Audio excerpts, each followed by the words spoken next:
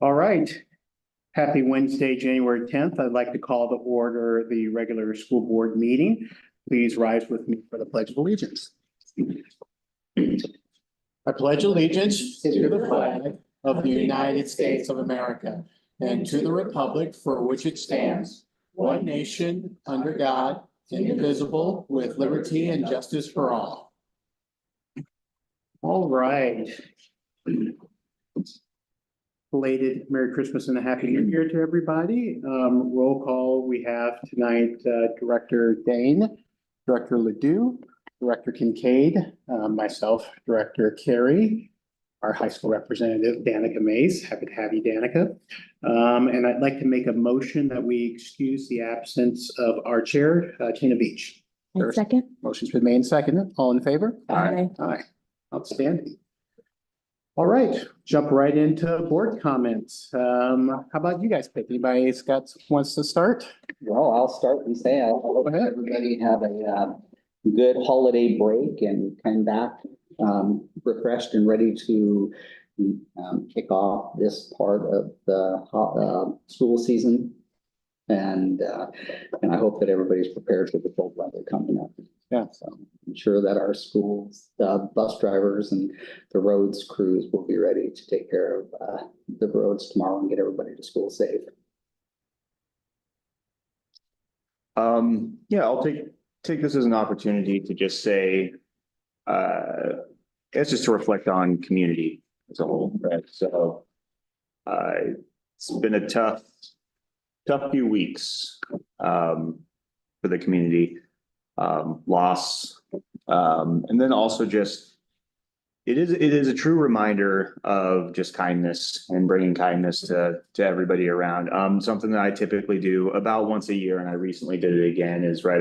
I put the offer out there on social media platforms that I can to say, willing to help in any way, shape, or form that I can. The way I typically do that is I'll offer, anybody that wants to come forth, I'll get the top 5 to 10 household necessities that maybe either aren't provided by the food bank or something along those lines. And I bring that up because there's so many ways that we can all help each other, right? So financially support, whether it be a community ask like that, or a single family or a single person. If you can't financially support, right, ask a neighbor and, what are your needs? What can you help with? I mean, that's anything from childcare to housework, trade work, if you're so blessed to have a specific skill, right? We all have neighbors that are in need of something, right? And I actually do that ask on Facebook in particular because there's also a certain amount of pride, right? There's pride, and a lot of times people have difficulty asking for it. And so if you go and you actually present the opportunity, you would be really surprised the outcomes out of that, and just all supporting each other. So I just want to make sure to bring that up and just recommend that we all challenge ourselves to not just recognize that it's good to be kind, but actually practice kindness and I guess forceful kindness. That's probably not the right term, but yeah, just to really, right, we use the term community all the time. Saying community and acting community are two very different things. So I say that, and then I also will close with everything that I always say, which is, as always, please reach out to me also, right? Email is on the board, gfalls.wednet.edu. Happy to answer questions, sit down for coffee, anything along those lines. So it's me. All right. I didn't have a lot prepared today. I'm recovering from a little bit of laryngitis, so I didn't know if I was going to be able to speak today at all. But I just wanted to kind of reiterate what Bill said. Just it's getting cold out there, and so stay safe in the next few days. Yeah, that's kind of all I got actually. Thank you, Director. Okay, thanks for coming too, by the way. Danica, you have anything you want to share from high school? Yeah, so we have a home wrestling match tomorrow, and it's senior night, and there's both boys and girls basketball on Saturday from 11 to, I don't know when it ends, but and then Kaylee's memorial service is also on Saturday at 10 a.m. and there's a reception after. We have map testing this week, and first semester ends on January 30th. And then Battle of the Classes is coming up in February. Thanks, Sandra. Yeah, in closing, I just want to say yes and to what Director Ledoux said. As wonderful as the holidays are, it was really tough getting the news that we lost someone in our family, in the Grand Falls at large family. But I will say that one of the things that I love about this community, and one of the reasons why my family chooses to stay in this community, is the outpouring of love and support for the family that I've seen, online and in various other places and stuff. And to me, that really kind of showcases all of the great things that a small community like the one that we live in can be and aspires to be. And I just want to just say that, it's I can't even imagine the pain and the loss that family is feeling. But, in times like this, it reminds me that, being kind, kind of like what you're saying, Director Ledoux, being kind, going out of your way, supporting people, goes very far, goes extremely far, and you never know what pain someone's dealing with or what troubles that they have and stuff like that. And I just want to encourage our community to continue to be all the things I see in times of tough times like this. So it's just really tough. So anyway, all right. Moving on, trying to move on from that. Let's move to item 3A, Superintendent Report presented by Dr. Middleton. I have a few things. I don't have a PowerPoint, but just want to share a couple of things with you this evening. And first, I'm going to focus on facilities and want to give a shout out to our maintenance crew that over the break, they were able to get a number of things done. For example, we shared with you the fire panel issues in this building that if you just breathed on it long, it would set off alarms. And so over the break, they were able to install the new fire panel. So that was awesome. We also, there's a RCW on hygiene products for our women's restrooms and them being a free product, and brought to our attention that those had not been installed. And so over the break, we were able to hit all 30 bathrooms to restrooms to get those installed. So again, big thank you to the maintenance staff for that. At the middle school, well, if you've been at Crossroads, you've noticed that there are a couple of water filling stations for people who bring their own jugs and water bottles. 2 were installed at the middle school over the break. And so again, just some conservation and as well as hydration for our students. And finally, our grounds crew, because it was a milder holiday break, they were able to hit every campus on some tree trimming. So just some really good work by having a block of time with some nice weather to get a number of those things done. The second item on facilities, and this will be more of an overview today, but I know it's going to have some follow-up conversation, is we are certainly running out of room. And so we had a facility master plan committee spend over 1.5 years just talking about the status of our buildings and what our maintenance needs are. And also we've been talking, given our demographics, that we're a growing community, what that means in the future. And really, you have to look at it in the short run and the long run. Short run, and I mean, within 5 years, again, demographic report says we could have as many as 500 new students arriving.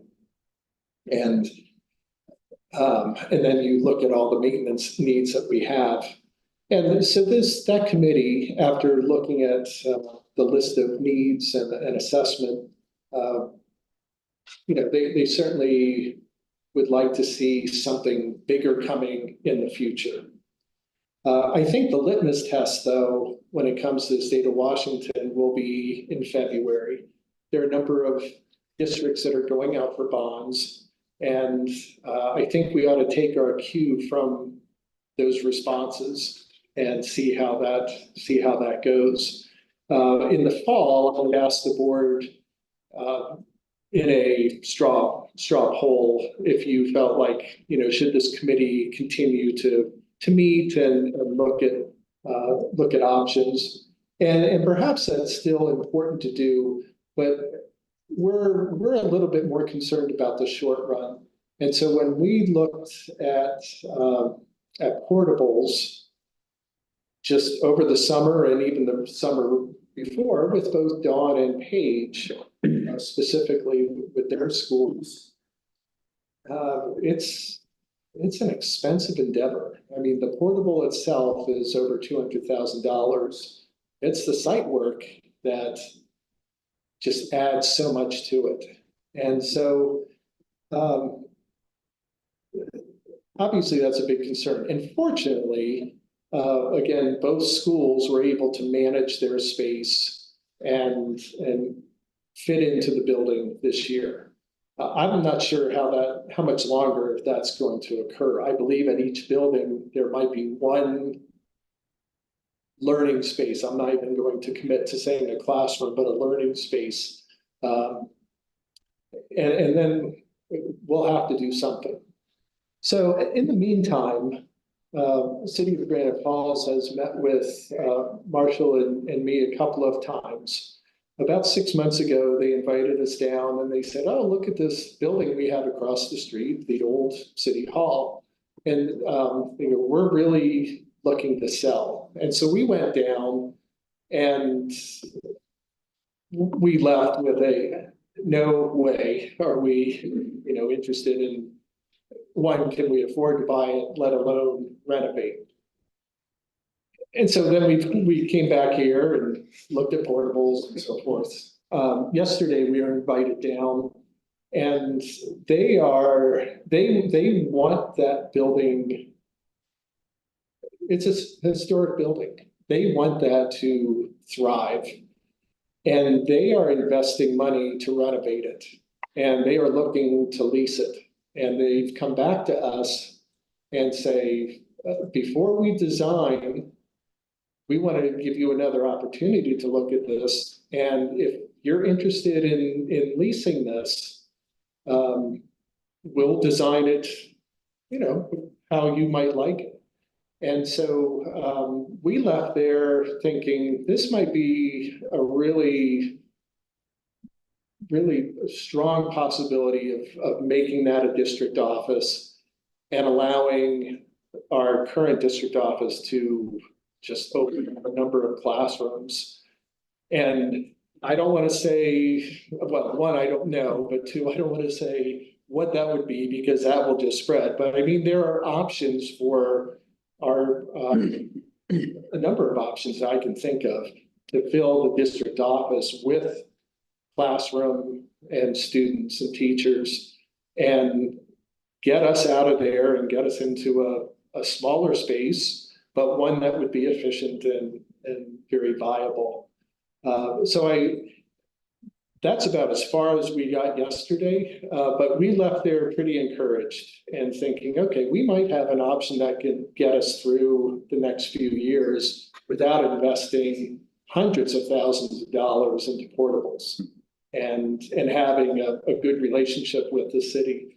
The other side benefit is, one of my questions was, is there the possibility of having a meeting room, and not necessarily for a board meeting, but just meeting room as I have admin team meetings and curriculum meetings and so forth.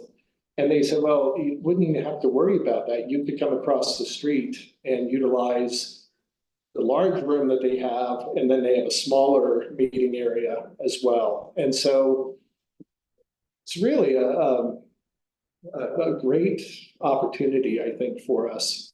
And one that we'll explore more, but I just wanted to give you the initial feedback. And I would have given this earlier, but we just had this meeting yesterday, and I said, well, I'll share this with the board tomorrow. So I'm encouraged by it, and I think it's something we should seriously look at. Any questions on the facility part before I go to the next item? What's the next logical step? Are you looking for any direction from the board, or I know I guess where do we go to from here? Well, I guess,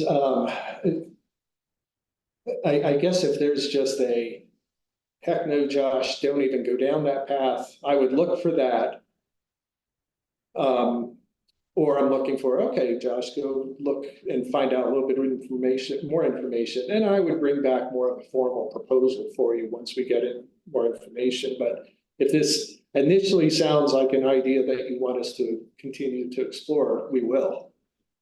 So we don't need a vote, but I'm looking down the board. What do you guys think? So with your walking around in there, do you think that the space available will facilitate enough room for the administration to work in? We do. For the people that are in the district office right now, and knowing that there could be some district personnel right now that could be placed in the building also, one of our other buildings. Mhm. What grade level of classes would you consider moving to the district office? Would it be like elementary classes, or what would that look like? We would certainly look at pre-K through elementary over there.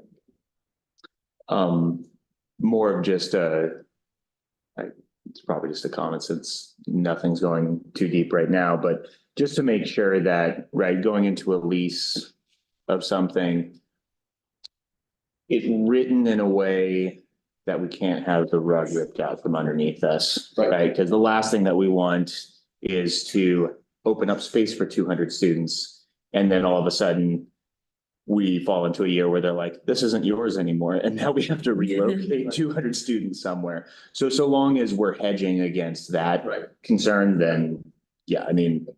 And inevitably, the lease will be signed, stop me if I'm wrong, by the board. And this is one of the things that we can talk about in an executive session. Okay. If you're entering into real estate and stuff like that. So if Dr. M was to come back with something, we could meet outside of a public meeting to discuss and review and all of that stuff. Yeah. I know that the city is very motivated to get occupancy in that building. They don't want to see it set. They don't need it for occupancy, and I don't think they have a future plan. They're working on everything they can to get that building occupied. So I think it's a great idea to move forward and see what we can do. No. Marcia. I think you have- Yeah, a couple of quick comments. It was, I think, an original schoolhouse. So it's kind of got that historical value for our district. And the lease cost is extremely reasonable. Maybe better than reasonable. I actually think there's an old picture over at the museum that shows the bell that sits out in front of the middle school hanging at the top of that building. Oh, really? Wow. So I'll think go you've got forward. consensus, Yeah, yeah. that gives me a lot of direction. Thank you. The second item I want to bring up is our strategic plan. So last month, I know in the report by Director Carey, he talked about the WASDA presentation and the idea of a strategic planning session with a facilitator. And I believe you had mentioned that we had done a Zoom with one company that was probably a bit more than what we were looking for. And so I think we said the cost cut knocked our socks off a little bit. Yeah. So Director Carey asked me to reach out to some other possibilities. And so I did talk with Dr. Francois from the ESD, the Educational Service District. And he gave me the names of 3 people that do facilitation. I've met with 2 of them so far, and I meet with another one next week. And asking for proposals on what that would look like. I still think it's a great idea to do. And after I meet with that third one, I can give sort of a summary to all of you, and then we can go from there. And let's see, we do have our Success in Ed at our next board meeting. It's amazing how fast time does fly by, but on January 24th. And so we'll be back in the Crossroads Commons. And then 2 of you have mentioned weather. And so we will be driving tomorrow morning. No doubt. Marcia was out this morning checking the loop I decided to roll the dice and just look at my app and say, nah, it's good on road mental, so I did not go out.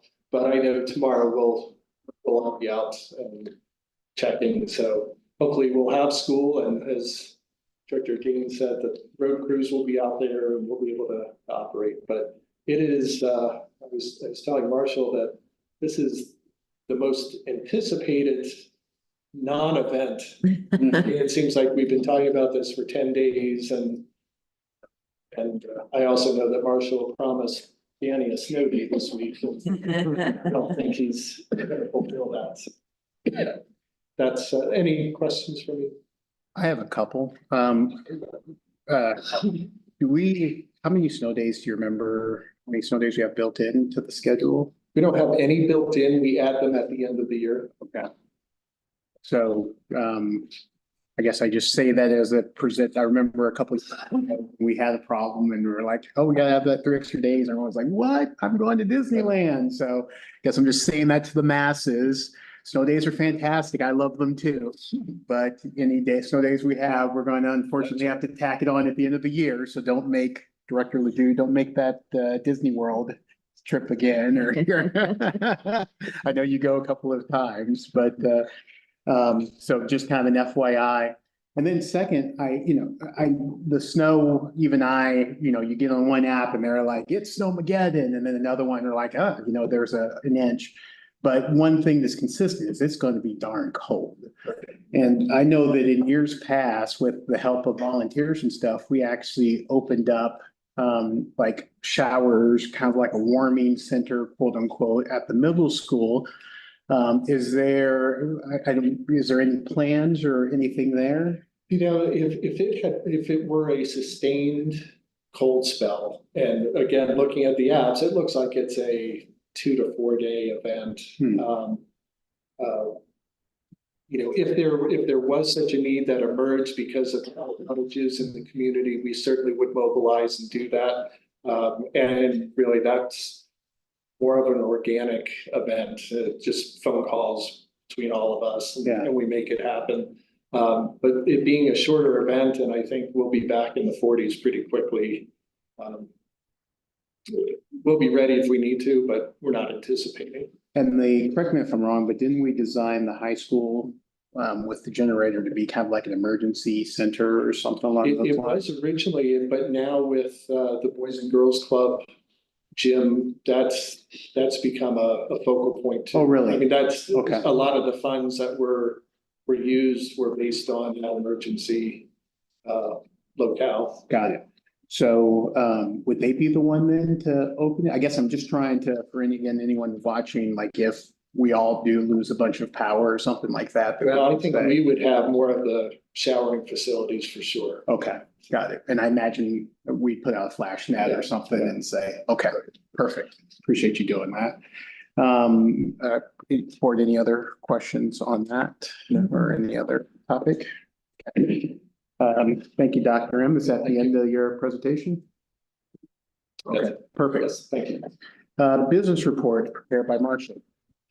There's not really anything that new or exciting in it, so if you guys just had any questions, I could answer, but we're giving a pretty huge report last board meeting, and this just kind of carries on what I reported last board meeting, the 5.4% fund balance, we're gonna be negative for a while we wait for safety net and almost 30% of our revenue comes the last 2 months of the year, whereas our expenses happen uniformly, so. Is this PowerPoint's publicly available? Yeah. Right? Okay. I normally hate pie charts, but I would just encourage people to go take a look at it. It really does illustrate where, I know that was a question that was a big question why I joined the board. I know that's always been a question when people say, where does the money go, right? And like I said, normally don't like pie charts. They normally don't illustrate the best point, but I mean, you see this, there's a very small sliver, for extracurricular outside services. And so, and I would say even just to go like one step further, like not necessarily breaking down all of the extracurricular, but like giving an idea of like, what is an extracurricular cost, you know, uniforms or like whatever that it may be. Same with outside services and supplies, like what does that actually look like? But I think that this is a great example, just the transparency piece. And once again, I would just encourage anybody listening, share with your friends, share with anything. It's like, go and look, if you're curious about where the money from the district goes, look at this pie chart. It's helpful. And I guess I would say if more information like that is something that the board thinks they'd like to see at a future meeting, I can do a deeper dive and just kind of have a presentation that has 5, 6, 7 slides kind of dedicated to how we spend our money. Well, and I think I feel like I have generally a good idea, but I also don't want my disillusion of my understanding to believe that that the community also understands it, right? So just making sure that, right, if that's why I asked if it's publicly available, because if it is, then right, it's there. It's, you know, people can go and check it out if they want to, right? Go check, you know, board docs and check the report or check the agenda for this and open it up. And dig through it. And that's also something where, going back to my original comments, you know, I have a pretty good idea of everything that's in here. Email me, ask, right? If you're curious about where money's going and stuff, because I'm not going to sit here and act like I know all the answers. I would love to hear any feedback and stuff from the community as well to say, right, maybe we're all just completely blind to this one really big, like low hanging fruit. I don't think we are, but I would love to hear, you know, from anybody as well. So it just does a good job of helping with that transparency piece. So this is a good opportunity to plug our podcast that we're starting to do. Dr. Ed and I, with the help of Melanie, are doing a kind of a bi-weekly finance podcast, Okay. video podcast that we're posting, and we're gonna, next week's topic is how we spend our general fund money, and it's gonna be kind of a 15-minute deep dive into how we spend our general fund money. Yeah. It's gonna be video and posted out. Absolutely. I got one thing, Marshall, if you don't mind, and I say this knowing that this is going to constitute a bunch of work, but I know we've talked about it a couple of times. A part of this, talking about levy money and how we spend it and stuff like that, you know, obviously one of the things that we talked about last levy, and thanks again to the community for supporting it, was, you know, trying to be as transparent as we can on where those funds are going and stuff like that in as digestible of a bite as we could, you know, and obviously we're gonna have to run a levy in what, 2 years? Yeah. And so I want to make sure that we said we do it and make sure that we stand up to the things that we say that we're going to do, because we're, you know, double levy failure away from some really tough choices. Knock on wood, that we don't ever get there. So I know that's a bunch of work, but if there's a way that you can start kind of including that. I think that maybe I wasn't, maybe the terminology I used on these 2 slides wasn't all that as clear as it could be, I guess. The OSPI lumps in levy with small other revenues that we get locally. And so this is a slide on page 4. It's a breakdown of basically the bulk of the 90% of that, 90% of that is our levy money. Mm-hmm. And so I could pull out the piece that isn't our levy money and just make it just the levy. But this slide on page 4 is basically what our levy pays for. Yeah, I think that could help. I mean, I guess I would, and we could talk about this offline. We don't need to go through it now, but you know, obviously we said, hey, we're going to do some things with this levy, and you know, have we done those things? What did those cost and stuff like that? So we could talk offline, but I would love to even maybe include that in a newsletter that goes out and say, hey, here it is, right? You asked for it, here it is. Digest it, you know, however you want, but you know, just to make sure we said we're going to do it. I just want to make sure that we do it as best we can. Anything else, board? No. Okay. Thank you, Marshall. Really appreciate it. And I'm noticing, by the way, that my agenda here printed is different than the agenda, at least in the timing that online. I would imagine, Paris, the one online is the most updated one, right? Should be the same, but the online will be most. Yeah, I had superintendent report A and business report B, and it looks like business report was A and superintendent report was B, but I think that's the only thing Yeah, I the see only that's difference? different. Okay. Yeah. so for anyone tracking along, sorry about going different there. Board reports. Do we want to start with community, just because you're sitting Sure. next to me? Just because I didn't prepare anything, so I don't have anything. Oh, to now I say. can hear your laryngitis, for Yeah. sure, yeah. Go ahead. Oh, WIA? for WIA, I was just, Danica mentioned earlier on, get out, support the teams, both boys and girls basketball on Saturday, getting out to senior night, right? Just supporting, again, get out there, cheer on. It's a lot more fun to play with people, rooting for your success. I got a couple of things on ledge update. So, this past week I spent, Friday and Saturday, in Lacey, lucky me, meeting with the WASDA Legislative Committee, which I'm on for representing District Area 1, which is basically the schools up here north to the, Canadian border. Really talking about our, legislative platform and how we're going to advocate, in this short session. So, there's no reason to go through everything. There is a tremendous amount of bills out there right now, and we should know by Monday-ish, like what actually is going to get a hearing, because if it really doesn't have a hearing by Monday, it's probably DOA. I'd be talking all day, but the I guess encouraging news is there's 3 or 4 bills that in some way impact the SPED formula, or the SPED cap, that have been presented by a couple of different people. The most, I guess, the one that I like the most is, what is it, Marcia? 1923, yes. So 1923, House Bill 1923 eliminates the SPED cap by 2728. So right now it's at 15%, and it kind of inches it up. So in 24-25, it would go up a tick. In 25-26, it would go up a tick. 26-27, it would significantly go up, and then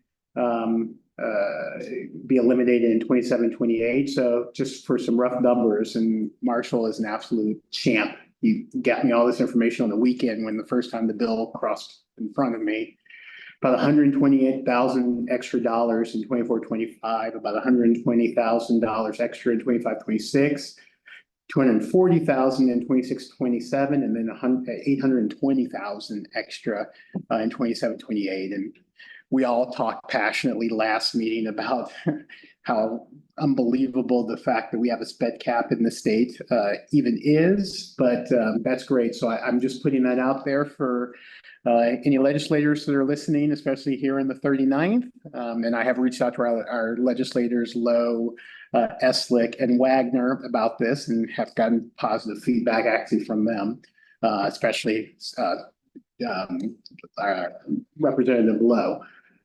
So if you know anyone, or if anybody's watching, advocate, tell them that we really, really want 1923. We'd love for the cap to go away like that, but I'll take what I can get. And if that is the way, that's great. There's also a couple of different bills put forward by a couple of different people to also change the prototypical funding model specifically just for paraeducators. To provide more paraeducators, more funding for paraeducators. Again, don't know which one's going to move forward, so don't necessarily know. I can, in my next report, I can give you some more information on what that actually looks like, but that's encouraging. Obviously, there's no idea what's going to get through, what it's going to look like when it gets through. Actually, even the increase, if you guys remember last time at the beginning of the budget, when we they were putting through the SPED increase that we did get, it had the cap completely going away, and then it ended up just going up to 15%. So who knows what this looks like at the end, but it's good to hear that the conversation's still going on that. Coming up in a couple of weeks is Day on the Hill, where we will actually go to Olympia and speak with our legislators and really advocate for the bills that look like that they're moving forward. The good news is WASDA, because I'm on the WASDA Legislative Committee, they actually will pay for my travel and time up there. So I get to go with no cost to the district. So I will go and I'll advocate, as I always do, for Granite and for DA1, obviously in large, and hopeful that we can try to get something pushed through in the short session. So any questions or anything? No question, just to add on the sped piece. So I've been messaging back with, like I mentioned, the litigator for McCleary on seeing if we could be a good use case for sped funding. And so unfortunately, most people are out towards the end of the year. So I'm hoping that we'll have those initial conversations here in the next week or two. And hopefully they're fruitful. Yeah. Well, I wasn't gonna well, I guess I was going to leave this out, but I guess I will just say that while I was at the WASDA committee, we did have a number of legislators speaking to us in person and via Zoom. And one legislator mentioned that I think initially, Dr. M, we were talking about, potentially 10 schools. There's 3 or 2 in binding conditions right now. I'd heard rumors that WASDA or ESDs were afraid it would be 10. Legislators said there's going to be 20 potentially next year. And I guess just wrap your head around that. There's 20 school districts potentially in the state of Washington that are financially bankrupt. Like, that doesn't seem positive. That's never happened. There's never been more than 2. And now we're talking about times 10. It's like 7%. Right. That's, obviously we're doing the hard work, so it's not going to be Granite Falls, but that speaks to the problems that we have with school funding, the prototypical funding model and stuff like that. So hopefully, as dire and horrible as that information is, hopefully that helps move people to try to do some things to really kind of turn the corner on this, because that would be, I try not to use adjectives loosely, but catastrophic is the first thing that comes to my mind, right? To put your head on the pillow at night and know that, 20 districts are bankrupt. So I'll recall that education is of paramount duty. Yeah, absolutely. Above all else. I just want to say I appreciate you doing all the legislative work. It's a lot of stuff, and working a 9 to 5 at the same time and advocating for us so just want to thank you for that. Yeah. No, thank you. Appreciate it. We all work our butts off. So we all have 9 to 5s for sure. All right. Anything else? And by the way, I didn't even ask, but there's nothing to say that you guys can't come, right? I mean, we'd obviously have to figure out the costs and stuff like that, but I never want to feel like I'm taking away your ability to advocate too. I'm just throwing it out there, not saying that you have to, but I never want you guys to feel like, oh, that's my thing. Like I'm happy to hang out with you guys in an Olympia hotel and knocking on legislators' doors and stuff like that. So if you ever, now or later, you ever change your mind, I'd love to have you if you have the availability. And I might add that when it comes to legislators, they tend to listen more to directors than someone in my position, or even the different organizations and even labor organizations. They really do listen to board of directors because of what you just said. I mean, you are working all day, yet you dedicate this time for students. So it's worth either your physical presence there or an email to them just to advocate or ask. Yeah. Actually, on that point, Doctor, I'm sorry, I shouldn't. I've been Representative Lowe as well as Senator Wagner mentioned, like, hey, if we ever have anything cool or stuff like that, invite them. And so I know we've talked about it briefly, but I guess just to put another pin in your bonnet, right? So if there's ever anything And actually, another school district gave me a great idea that I had never even thought about, but they invite, if nothing else, they invite all the legislators to high school graduation, and then they will actually announce them and let them sit up on the dais and stuff like that, like, hey, and they said that they always show up for that because high school graduation is fun. So just an idea. Obviously, we can all talk about it another time and stuff. So, all right, moving on. Overview of school improvement plans and process. Dr. Mans. Thank you for your patience, Dr. Mans. We wanted to keep the focus on you, so the way the cameras are set up, I understand on this X, that's okay. So the cameras on you, there's. I had the opportunity this evening to just share briefly with you an overview of the school improvement plans, and principals have been working really hard creating the plans and are putting that into action. They'll have lots more details, but we thought it would be wise to provide a frame for you tonight. So just some highlights. And this evening, of course, we'll hear from Mallory Elementary School, and then in February, we have the middle school and the high school, both high school, and then in March, we have Monte Cristo Elementary School, and April, we'll hear about Crossroads and Open Doors. 2 seconds, sorry.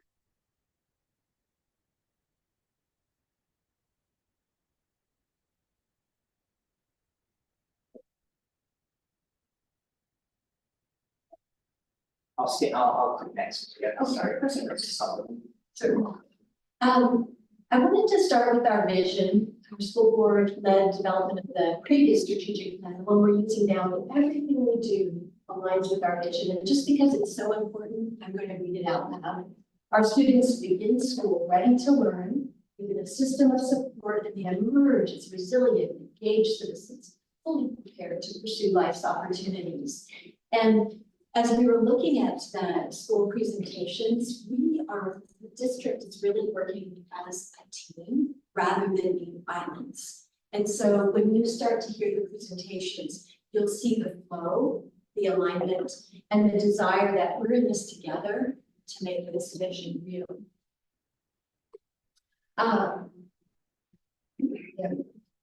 So all of the principals school improvement plans focus on the strategic plan, in particular goals 1, 2, and 3.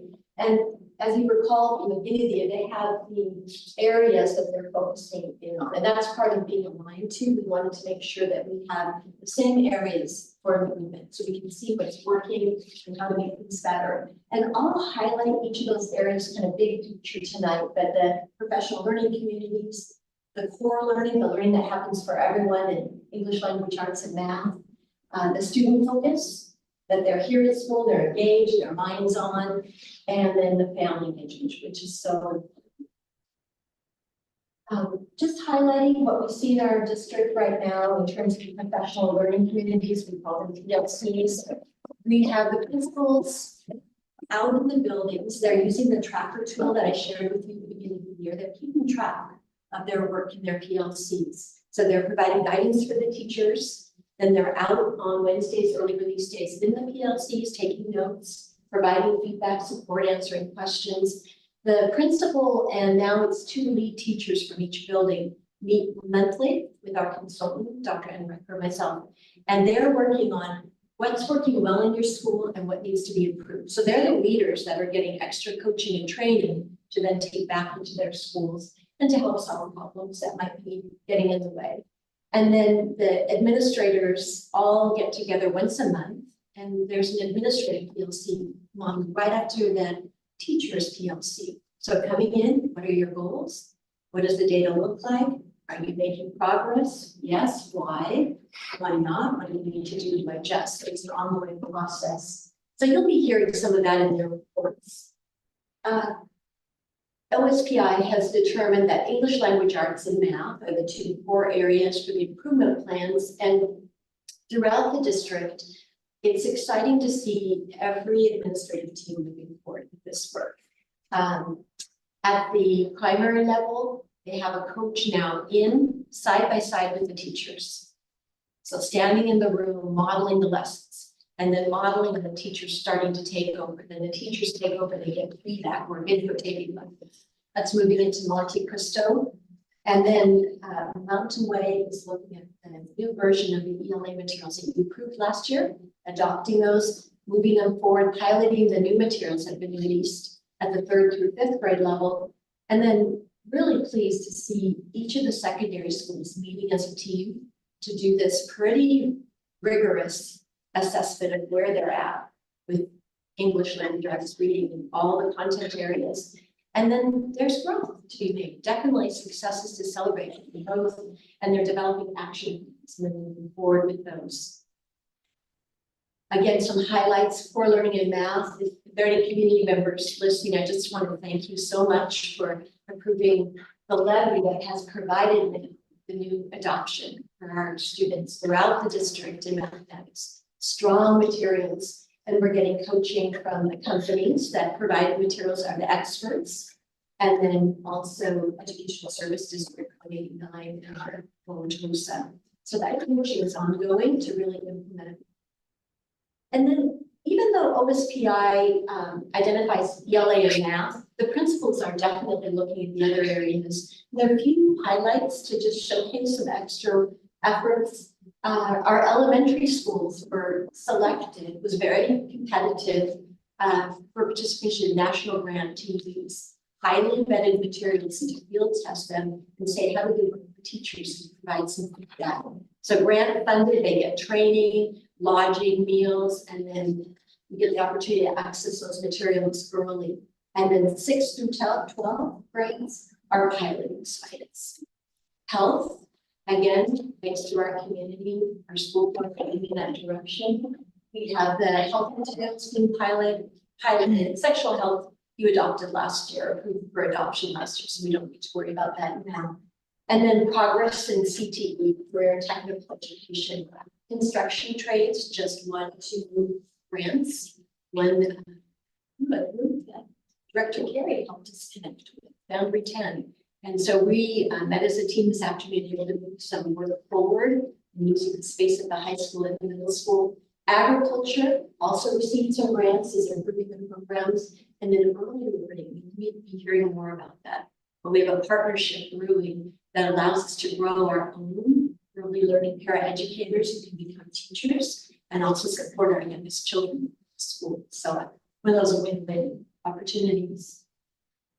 The second area that was the PLCs, the core, we know that with the core learning, there will be children who get to the standards for work. We need to enrich their learning. They're in school, we want them to go as far and as deep as they can. And there's some who will need help in different ways. And that's what the intervention is. You'll hear quite a bit from the team at Mount Way tonight about elementary walk to intervention. They each have their own names for that. Middle school doing that work as well. Granite Falls High School Tiger Time, and Crossroads really is full of interventions and has various programs that they'll tell you more about. And of course, we have our federal and state programs for learning assistance, Title I, reading, math, with multilingual. We are growing. We've never had so many languages in our district. Increasing diversity is wonderful. And then highly capable. We're just starting that process of identifying students for that program. The fourth area about the students, you'll be hearing more about that attendance and engagement. All the schools are focusing on 2 social and emotional learning standards so that we're aligned. So the first one looks at self-management. How do children learn to regulate their emotions? So instead of seeing the big behaviors, what do you do about those? And then standard 5, social management. How do you then work with others in productive ways? And so you'll hear more about that from the schools. The schools are also working on positive behaviors, approaching it from a proactive perspective. So Mountain Way Elementary and Granite Falls Middle School are up at the ESD, Educational Service District, with teams, and they're designing their system. And Mrs. Weddle just came back from the ESD this afternoon was up there today, and they were working on transition, moving from place to place in the school, just really getting the plans in mind, teaching the children well. And then they're working on Cristo. They had done a little bit of work in advance, and so they want to make sure that the kindergarten through middle school programs are aligned well. And then we contracted, I called the ESD and said, we'd love to get some support in, and they were able to meet with their behavior people, their special ed, and some other leaders. And they are coming into our building now, to our Mountain Way building, and they're observing. Ms. Wright took them around to every classroom. They're gathering lots and lots of data about what's happening in the classrooms. They're doing it pretty rapidly. They're already taking notes, making analysis, and they'll be able to give us feedback on what are our next steps to make sure that school can be supported fully. And then the final piece in the school plans is the family engagement. And I just have to do a shout out to Director Kincaid, who's been just a huge leader for this work, and co-chair of the family engagement board. It's about bringing family voice in. The team has different goals that they're working on, and one of those is to host celebrations of learning. Bring the whole community together, see what the children are learning, and then at the same time forge bonds and help families to build on them so that they can support learning at home. A couple of the upcoming events around the celebration of learning are listed here. And then I'm working with schools to develop their plans that are unique to their schools. So while each school has a different group of children, age, needs, and so forth, and their plans are designed to meet those needs, it's a system that we really are focused on building and strengthening to attain goals. And before we move to the school presentation, I just wanted to take a moment to thank our board leadership. In words and actions, we truly care about our students, our staff, our families, our community, and we are deeply grateful. Thank you. And I will turn it over now. We have Mrs. Weber, who was married just a couple weeks ago. And Congratulations. we're coming up to present the Mountain Way Olympics.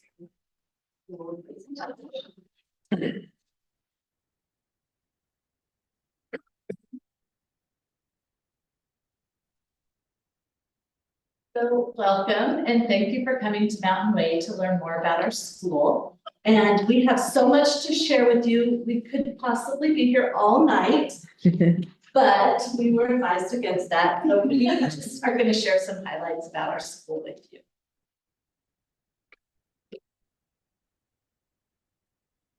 All right. We are we have the unique privilege of teaching our youngest students that are in, kindergarten through second grade. We have over 500 students between the ages of 5 to 7 on our campus. We have 85 staff members and 22 grade level classrooms. We're excited by the growing diversity here at Mountain Way Elementary, and we've included our current race and ethnicity demographic data for you as of this January. In our multilingual language learners program, we are serving currently 29 students here at Mountain Way. So in each grade level, we have 2 to 3 multilingual cluster classrooms where they have a cluster of maybe 2 to 4 students that are ML that can have each other for support. And we have a multilingual language learner teacher who comes and does some push-in support, some pull-out. Sometimes he co-teaches with the teacher to be able to provide services that not only benefit those students, but all the students in that classroom. Our demographics are changing and we are slowly becoming more and more diverse, which is exciting to see. So for our academic performance in reading, we use the iReady benchmark 3 times a year to analyze our student progress. We have had 1 fall diagnostic and we have that data. We are currently in day 2 of our testing window, so we do not have our winter data for you at this point, but it will be here probably in about a week and a half. So what we have to show you right now is a comparison between our fall scores last year and our fall scores this year. it is really sometimes discouraging as you look at the data because you're like, oh my gosh, we're not making much progress when you compare year to year. But what happens is our students in that grade level, so let's say you're a kindergartner and you're taking this assessment. The assessment is based around kindergarten standards. So the next year when they take it, they're being assessed or diagnosed, their diagnostic is on the first grade standards. So it's not really about the kindergarten standards at that point. So when we were talking with our iReady specialist, our consultant, she was very pleased with our scores and said that's exactly what you would expect to see. Because many of the skills, most of them have not been taught at this time. They are going to be taught throughout that first grade or kindergarten or second grade year. So she was really excited, and we are too, about the amount of students that are in the green. And it has usually 5 bands, but right now we only see 4 because none of our kids are 3 or more grade levels behind in a K-2 school. So we look at the green is like right where they need to be and at grade level. Yellow is 1 year below, and then red is 2 years below. So we do have a little bit of increase in our fall diagnostic this year compared to the last year. In the fall of 2022, we had 17% of our students at grade level, and now we have 20% at grade level. Because we've been really focused on the science of reading, our students have strengthened their phonemic awareness and their phonics skills through the consistent routines that our staff are using in their classroom. In phonemic awareness, only 10% are 2 or more grade levels behind. And so if you look at, let's say there's 150 kids, we're looking at 15 kids, maybe 2 or more grade levels behind, which is significant, but it's not as high as it has been in the past. So we are making progress. The students in the yellow, again, were just the 1 year behind. So the math is very similar. We've made some progress, but it's very little. They're tested on the new standards when they come in. When we look at our math scores in the fall of 2022, we had 12% of our students at grade level at the start of the year. And this year we have 13%. We do need to keep an eye on our numbers and operations strand because we have 15% at grade level at the beginning of this year. And that is our foundational skills for math that will carry our students all the way through high school graduation and beyond. So we really want to focus on that. Our goals this year are based around iReady typical growth and stretch growth. So they're written a little bit differently, and I'm sure you guys have already seen them. Typical growth is based on the median score that the students score between their fall and their winter diagnostic. And it will measure, what it does is it says, this is how much growth we expect you to make in 1 year. So if you just want to keep on this learning path, this is what your typical growth will be. Stretch growth is very ambitious, but attainable, and it will help close the achievement gap over 2 to 3 years for the students to get them at grade level. So our school improvement plan has a goal in both ELA and in math. And our ELA goal, as you can see up there, states that our goal is for the percentage of kindergarten through second grade students achieving annual typical growth, that will improve from 45% to 65% in ELA. And the percentage of students achieving stretch growth will improve from 21% to 31% as measured by iReady. And so as Mrs. Weddle shared, we don't have that much diagnostic data yet. We're currently in that process, but we are very intentional with our efforts this year to grow professionally in our practice, as well as to help support our students with interventions and have them experience success. We can't wait at the end of this month to see the growth that has already transpired. Some of the things we've been doing, as shared by Dr. Mans and Mrs. Weddle, such as our professional learning from our core trainers, coaches that have been coming into our building and helping us. We've done a great job completing learning around phonemic awareness, phonics, fluency, multisyllabic words and vocabulary, and now we're diving into deeper comprehension with our students. as well as our newly adopted revised version 2 materials of our ELA curriculum, working on fluency with our first and second graders, and just having common language throughout our building in our instruction of. This year we restructured our title program, and we have 2 paraprofessionals that are title funded paras that are committed and dedicated to supporting kindergarten as prevention to help support our kids at the earliest level be successful. And so that has been a very appreciated support for our instructors and our students. And we are very excited about our Amplified curriculum, the new version. Amplify is aligned with the science of reading, and we have a core, which is reading professional learning that's coming in and providing the elbow coaching and the side-by-side coaching with the staff. They also are very versed in Amplify, so we're kind of getting 2 professional learnings in one, Amplify and science of reading, and just helping us be effective in our systems that we teach our kids school-wide. So for math, our math goal is that the percentage of case 2 students achieving annual typical growth will improve from 46 to 71% in math. And the percentage of students achieving stretch growth will improve from 22 to 32% in math as measured by iReady. And we as a district team met with the iReady consultant, and she helped us set these goals because we were like, oh, no, maybe that's too much, you know, or maybe it wasn't enough. And she was like, no, we are going for it, and you guys can do this. And so we have our own, I think, stretch goals here for our typical stretch growth, but we can do it. It's attainable. And some of the things that we're doing is iReady Math professional development and professional learning. And we have a consultant that comes and meets with the teachers on how to really access the online learning pieces that are in our curriculum, and then using data to drive instruction. We're implementing universal design for learning in math and reading in our classrooms, and that really provides a lot of tier 1 supports, and it helps scaffold and provide differentiation for our students so that they can access the materials. And the reason we're really spending so much time focused on reading this year is that the math does have a lot of reading involved in every lesson that they do, that our students are working with. And so we want them to be independent at some times during that math instruction to be able to go and apply what they're learning to those word problems and everyday type of problems. And so the better they read, the better they can work with them, you know, by themselves to solve the problems or with a team.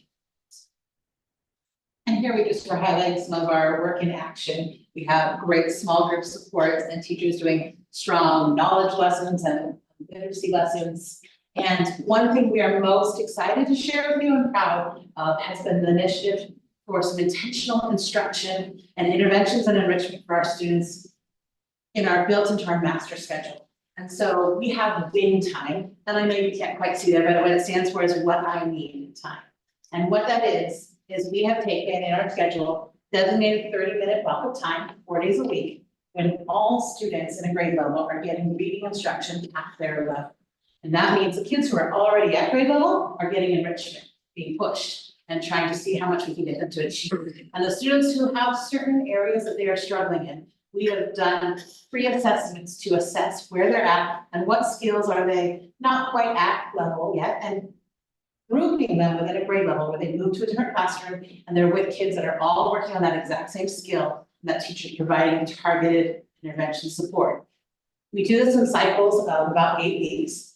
And so during those cycles, and we just completed cycle 1, we have had students get to see the pre-assessment, and then what we can see here is some of the post-assessment. You can't necessarily read post-see, but this is an example of that first column is maybe one targeted skill, and the students that are significantly behind are red.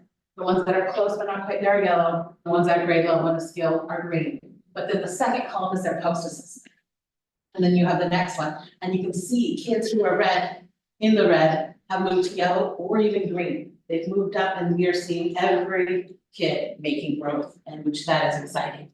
Our PLC time, or professional learning community time, we have been dedicating to this intervention and enrichment model for our students, where they walk to intervention. And so our teachers have been doing the work, looking at the data, shaping curriculum and their interventions, and they're seeing results. We began with first and second grade, because when they enter as kindergartners, it's all new stuff, right? They don't even know some of their nouns. And so now that we're beginning to do in a week or two, kindergarten is going to join in. We're going to have all 3 grade levels doing this cycle for the next intervention.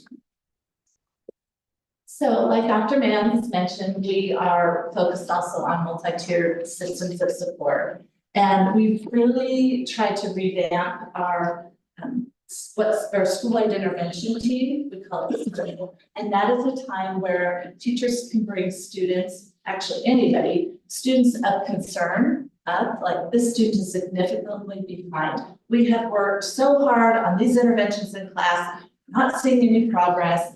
We need some more support. What can we do?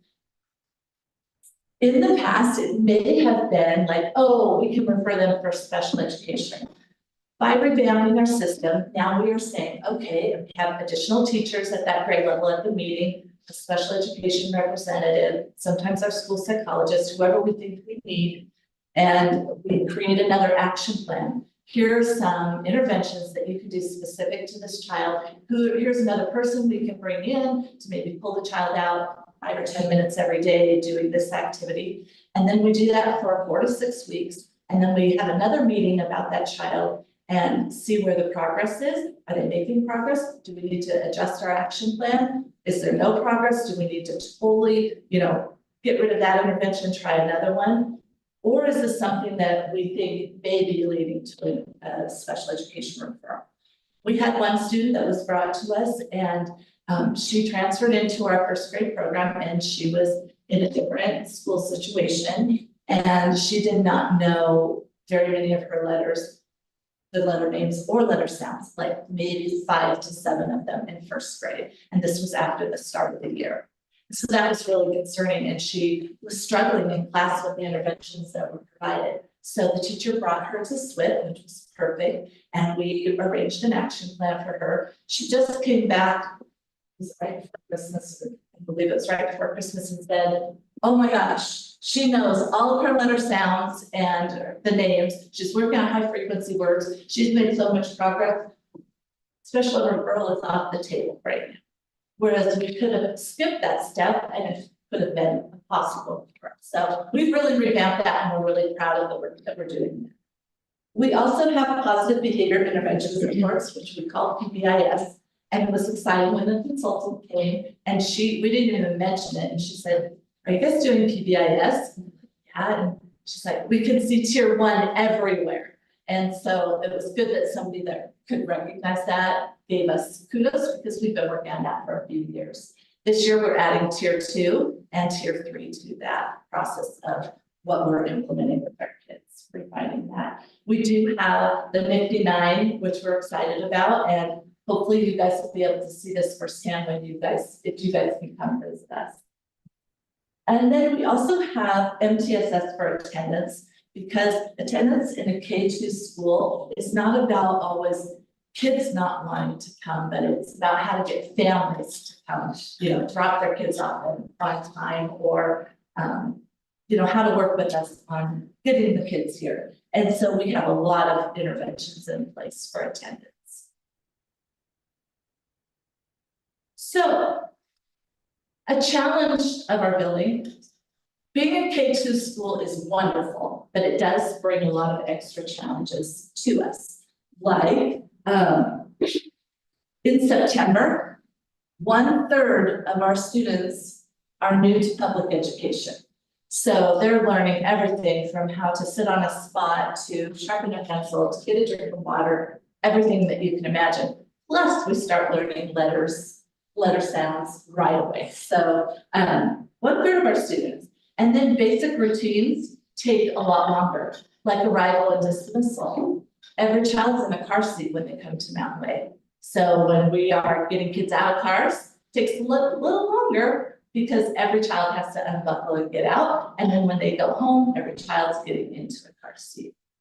And we can't plan for the students that are coming and moving into our buildings. And a lot of them do come with special needs. Some are already identified with an IEP. And some are not, and some are at a level that we are like, oh my gosh, we need to provide support for this child. So we take them through that process as well.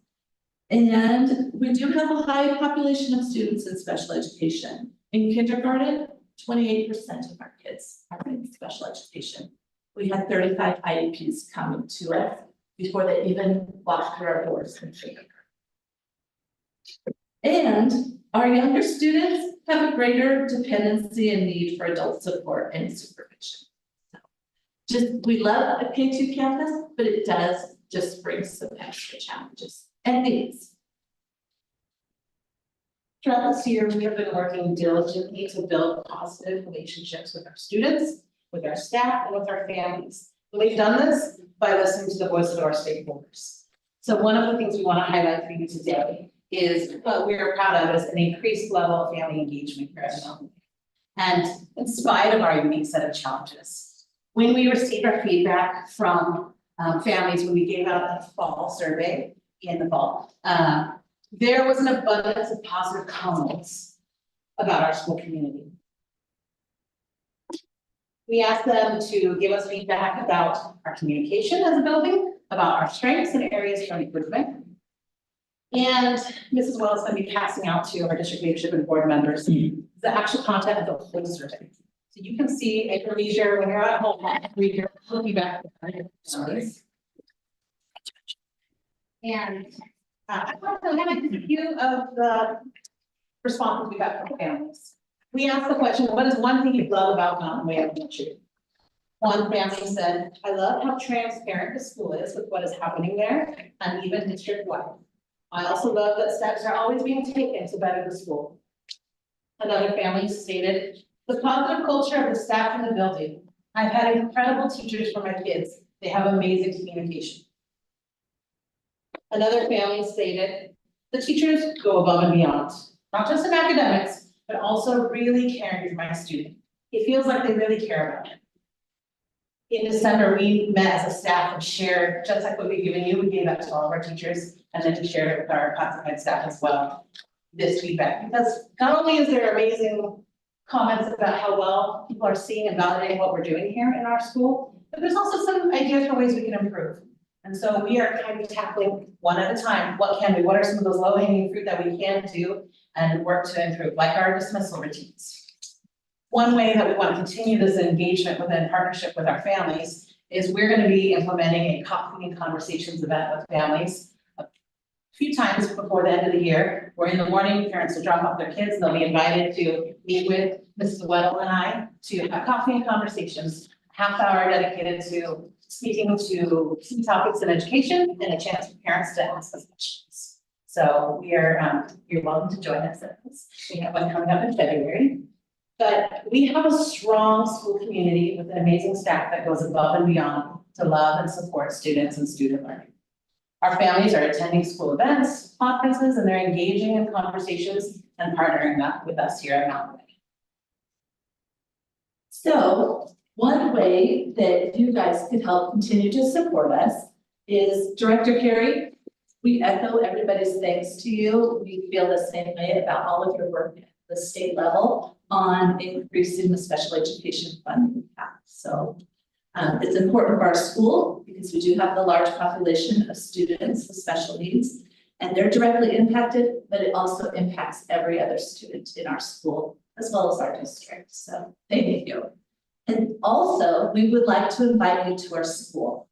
We want you to see our school in action and interact with our students and staff, see what they're working on. Come and experience a day or an hour or half an hour at our Mountain Lake K2 campus and observe the great work that we're doing. We thank you for listening to our presentation and we welcome any questions or comments you have. Board, any questions? Yeah. Really quick, out of curiosity, how many second grade students are there? We have approximately 170. Okay. Okay. 8 classes. Okay. And then, curious, so as I'm looking at, you mentioned the scores, they take into account, this is what a third grade or a second grader is supposed to look like.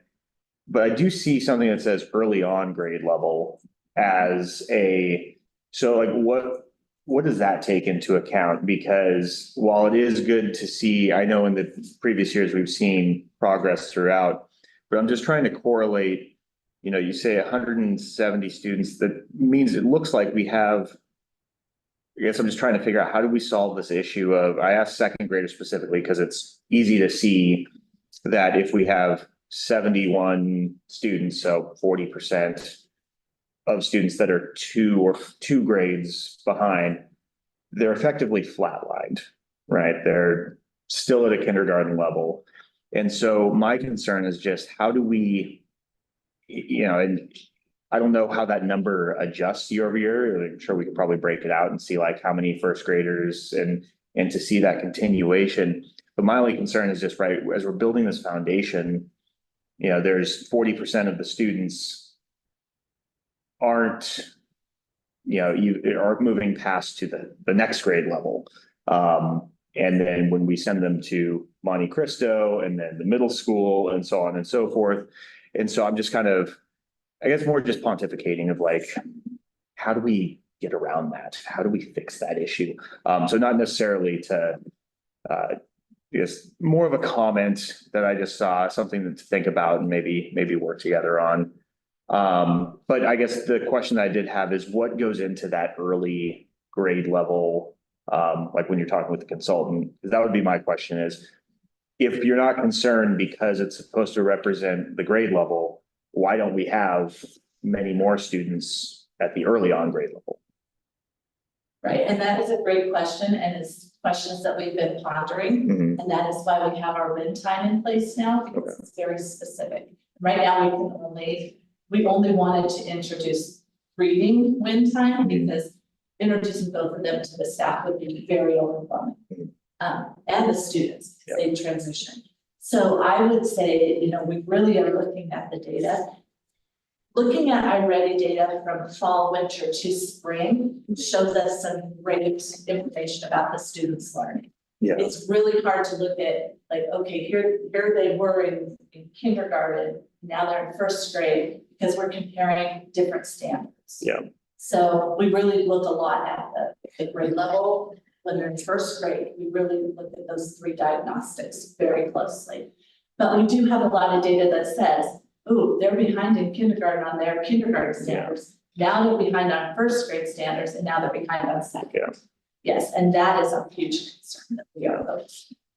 Because we don't, like when I said there was 10% of students with their phonics, phonological awareness or something like that. Mhm. And okay, 10%, 15 kids, maybe 17, that's a lot of kids, Yeah. right? That are not at grade level. Yeah. And that's a huge concern of every single staff member. Yeah. So, Yeah. and then we don't want to just say, oh, they're behind and this is growing. Now we have maybe a student that might have to be referred because the gap is so large, right? Mhm. That's not what we want in our special ed program. We want to have early interventions to solve those problems. I think a unique challenge too, if you were to ask any of our teaching staff, they would say there's not enough time in a day. And if you're assessing the needs that we have across the board, and even with this implementation of WIN, it was how do we fit this in and not shortchange our core instruction in each of the core content areas? And one of the things that we heard feedback from our staff is math is taking longer because our kids aren't readers. And so what a natural, good, solid instruction would look like would involve some direct instruction, some guided practice, and some independent practice, right? With the support of the teacher, where she's pulling out small groups or he's, working with kids. But that direct instruction ends up stretching longer because they're not able to access the independent work because they don't have the reading skills to do a lot of that math. And so going in depth with each of the areas, it is tricky to balance all the things that happen in a school day, especially when learning routines is a huge component of what we do in primary. Yeah. It is, how do we get a drink from the drinking fountain? And we teach that. I was in Monte Cristo last year, now I'm here, and it's exciting to see what a primary campus looks like. But I was blown away with things that I didn't realize. The second day of school, there is a song for how do we get out scissors from our pencil box and how do we cut scissors, open, shut, and it's this whole everything you would think was intuitive is not. So much goes into what we do. It is more about how are we going to take the precious moments we have with kids and maximize those instructions for all of you. That's what we're balancing. We are in close contact with Monte Cristo administrators as well, because they shared with us last year and the year before, ooh, they're really low still on phonics, right? And it's like, oh my goodness, that's something we do every single day. Yeah. And so we're working with them on how we can strengthen our instruction here and our interventions here for phonics, so that in third, fourth, and fifth grade, they don't have to learn those songs. That's how we got them. So it's a challenge, but we're working on it. Okay. Any other questions for her? I've got a couple, if you don't mind me jumping in real quick. So I have a comment and then a kind of a question. So one of the nice things about having kind of my, I guess, more larger view via the stuff I do for WASD and the state level is I get to interact with a lot of other school board directors and school leaders and stuff like that. And one of the things that's really kind of come through, when you talk to districts that have really significantly changed educational outcomes, where I'm like, how do you do it? Right? You don't get, oh, we have this new amazing curriculum, or oh, we have this thing. The three things I hear is, a good evaluative data tour, right? To find out what are the kids learning? How are they absorbing this, right? Really strong PLCs, so they're diving deep into really like using that evaluative tool to get to the student level and say, Jim is having a trouble with blank. How do I get Jim blank? And really digging deep into it and collaboratively kind of sharpening the iron. And then engaging with parents, right? Engaging with parents to say, hey, can you help Jim learn blank? He's really struggling with this. Can you work on this at home? Because like you said, we only have this small window in a day. And it's crazy to think if you staff can do all of the things, teach the scissor song, teach how to drink water, and then also teach, addition all in a day. So, and it was interesting as I was listening, but also kind of reading through this, some of the comments, and thank you so much for this. Some of the comments I saw, not a ton, but, certainly 3 or 4 is, hey, it would be great to know, like, specifically, like, what do I need to do? A parent was saying this. What do I need to do to help my student? Hey, could you send me your concerns prior to the conference so that I can, review that, maybe have some questions, and, and even then, if I can't make the conference, I kind of know what your concerns are. Are you guys, so I guess my question is, it sounds like you're getting really deep in the PLCs, and I was super encouraged by that, talking about interventions and all of that. I guess, how do we, is there a deeper level that we need to go, that you think, on those PLCs, on those interventions levels? And then how are we doing that engagement piece? And I know you talked a lot about family and stuff like that, but specifically like, Miss Robinson calling Jim's parents and saying, hey, work on these 3 things and tell me, like, really opening up that two-way communication with parents. So I guess the 2 questions there. The one thing about parents, also, that I'm really excited about is we're really asking for parent voice. So we're not just saying, oh, parents need this. We're saying, what do you want? What do you need? How did conferences go? How can we change them? How can they be better, right? And then we're taking that and putting it into practice. We can't do it all at one time. We're doing little chunks of, okay, this is what we can do easily. One person they thought, oh, we could meet, right? We have these questions. And then we're like, that's awesome. So we pulled the parents, when would you guys like to meet? Well, every single day of the week was, it was all spread out. So we're gonna pick a different day each month so that we can kind of, make it accessible for everybody at these events. But it's just exciting to hear their voice. Positive and challenges, right? The concerns, so that we can be better. Because if we only hear the positives, we're not going to grow. So there's a lot in there that we can grow with for parent involvement. I think the comment that you highlighted was an aha for our staff when we were going through this data and saying, oh, maybe we should share the academic what are we gonna be presenting at conferences, so they can come prepared to have a deeper dialogue with us. There was other really great suggestions in there, about wanting more academic progress reports. It's interesting because we don't utilize Skyward at the elementary level like we would at the high school or the middle school where parents are checking grades and checking, it's different.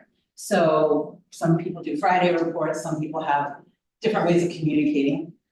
It was interesting, I think one of our 18-9, which she referenced, is one of our commitments for social emotional learning. And we have 9 commitments that our staff are dedicated to. One is proactive family communication. And so in the data from our survey, it showed only a few of the people who responded get phone calls. A lot of them raved about the remind messages and our newsletters, but phone calls are very effective.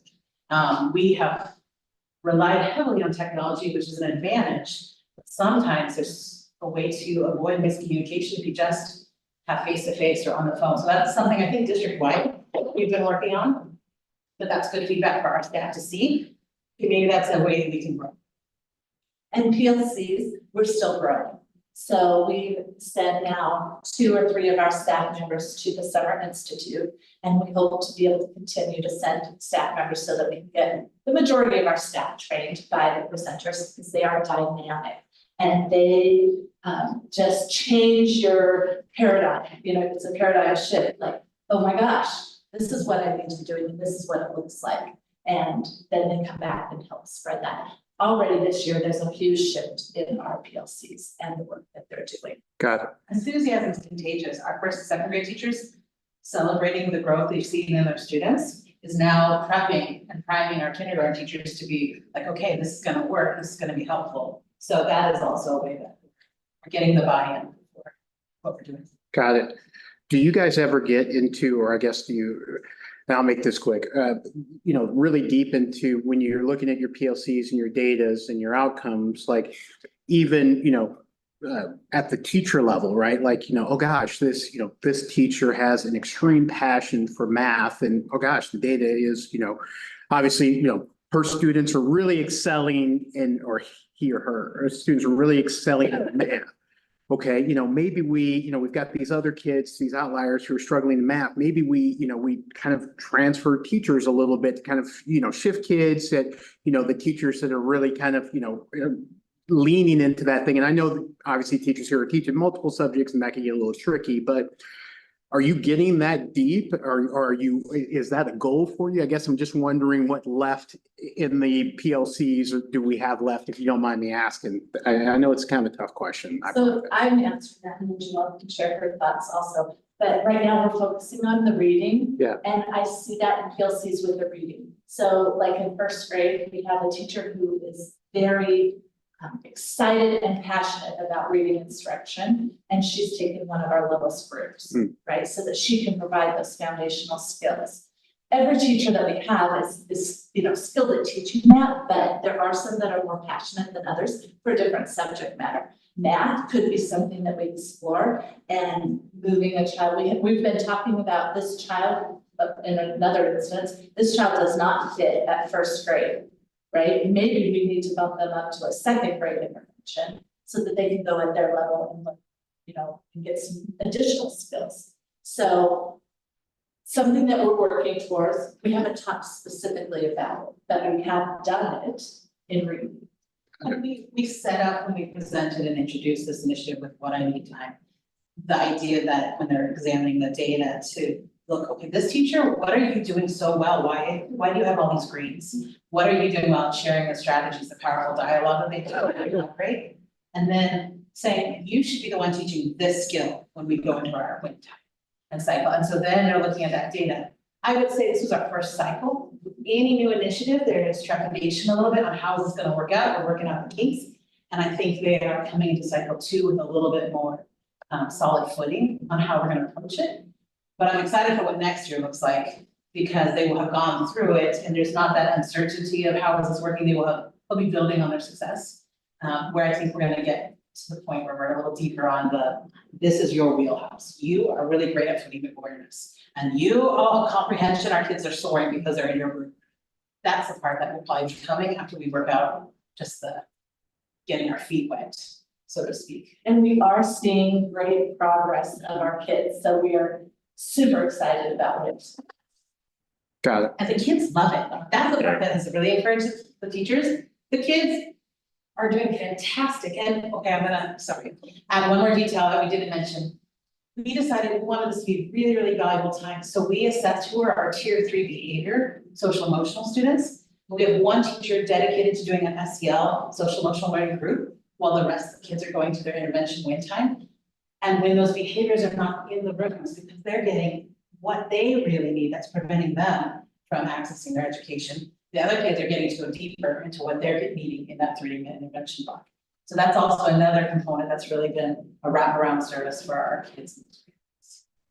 I think this is a good opportunity, and this is a much more extensive project that I'm thinking of, but us defining, right, the board and the school and schools, right, all the different buildings, there's always, right, you live in this every day. So to you, it is so clear of the needs, requirements, and what I call what good looks like, right? You have your own definition of this goes towards what good looks like.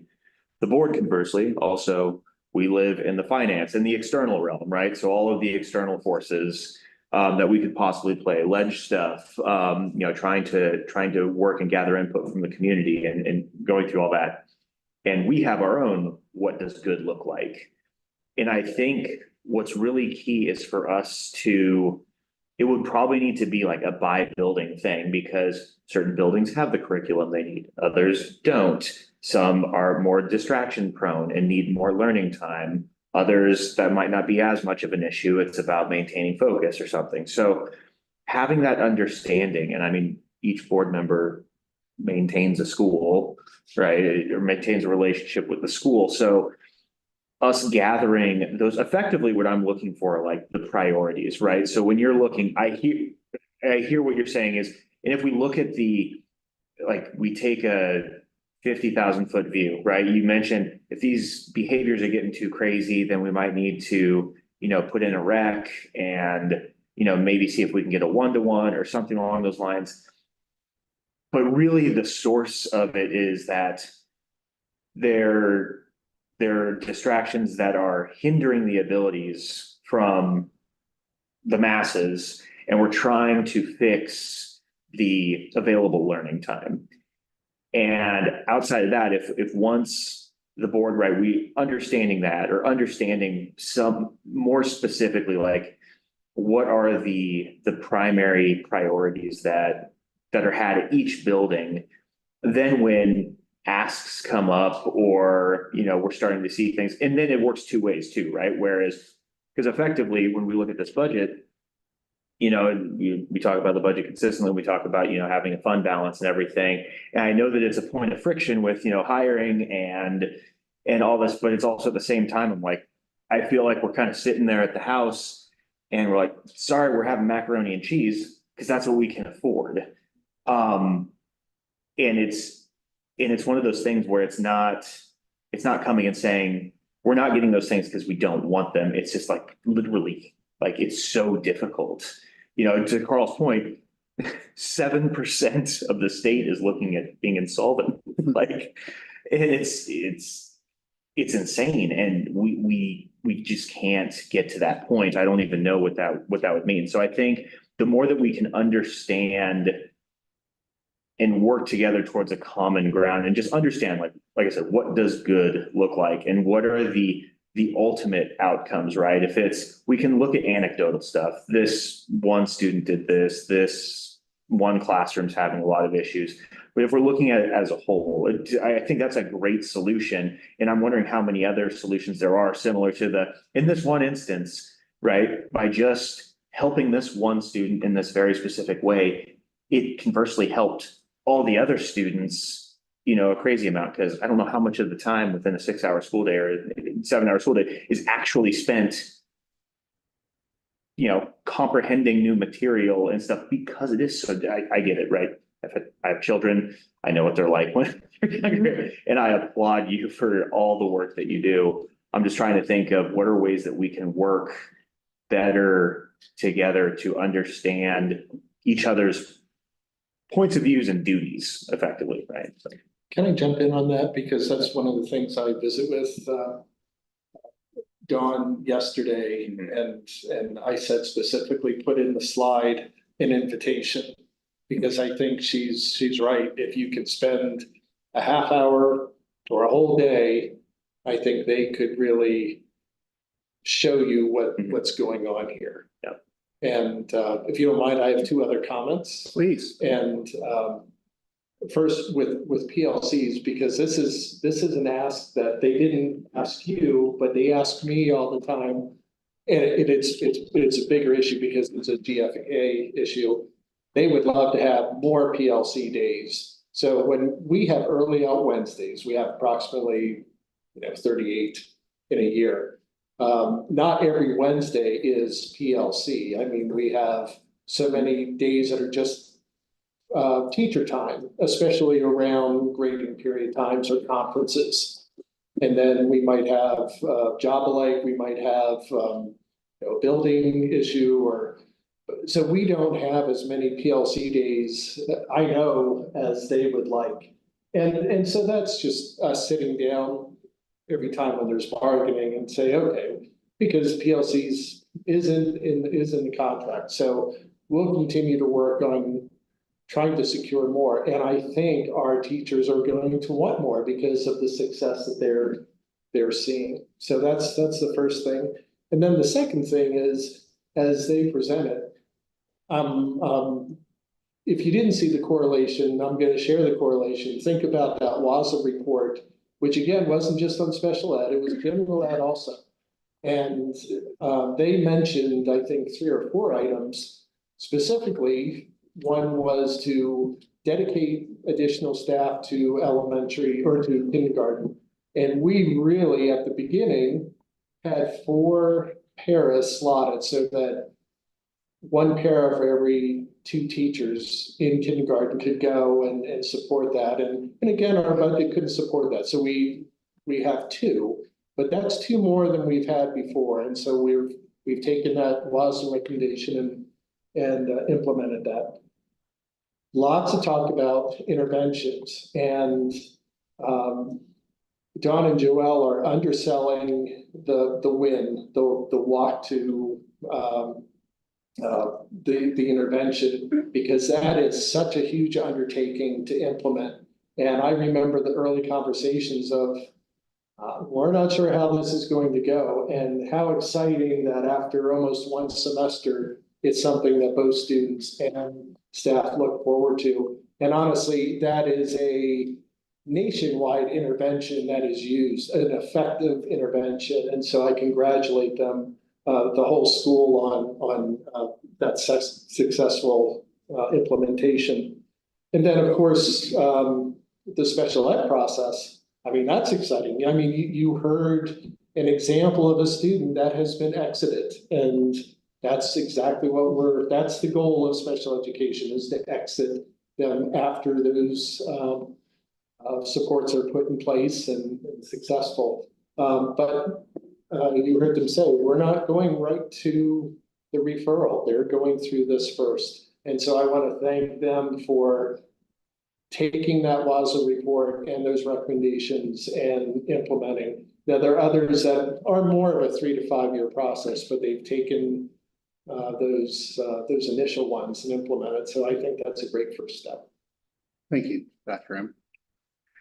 Any other questions? I just have a comment. Yeah. I just wanted to say that Comments, I should say. I absolutely love the win time that you guys have set up. I know when you have a classroom that's got 24 kids in it with all different learning levels, and you're trying to teach a phonics lesson and differentiate, it's really difficult, especially if you have behaviors going on at the same time. So I think that's awesome what you guys are doing. And I feel you on incorporating the math thing, because I teach a different math curriculum, but the math problems are geared to 1st grade, but the story problems and the instructions on the worksheets are not written in a decodable way that they can understand. So you have to walk through everything, every step.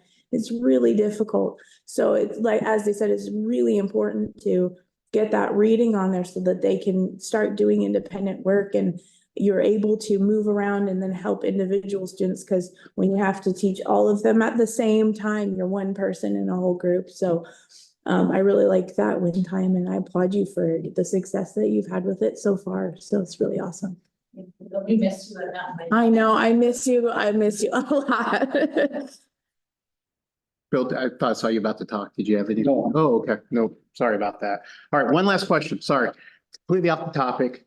By the way, completely okay if you guys don't want to answer, because I try to never catch people off guard, and you can email me or we can talk after this and stuff like that. And this is my fault because I kept forgetting to mention this to Dr. M, like, hey.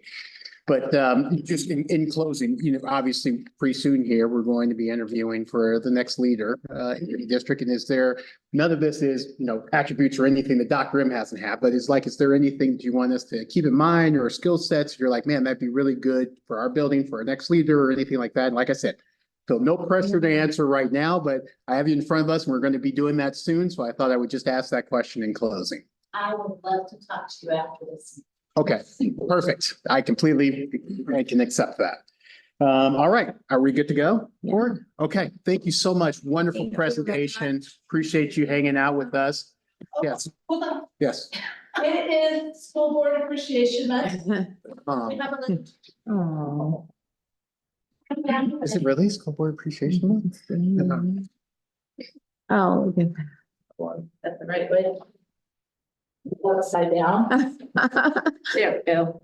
Oh, look. This is for you guys. Thank you. Oh, that's another one. Just a little symbolic. See how much we appreciate all of you for. Oh, thank you. Thank you.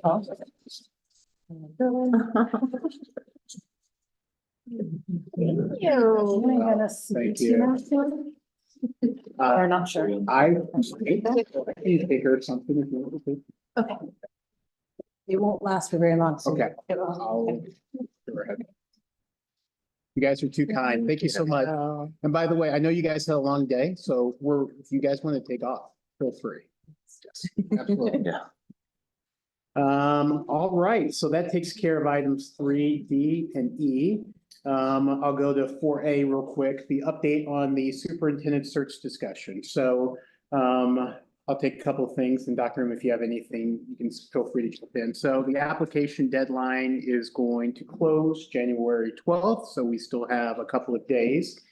Hot off the press, I was just texting with Wayne, multitasking and listening intently. We have 16 completed applications Wow, thus far, awesome. and he's expecting some more. So the next step of the process is January 22nd is when we're going to have a meeting to really take that 16 or whatever the number is down to 5 or 6.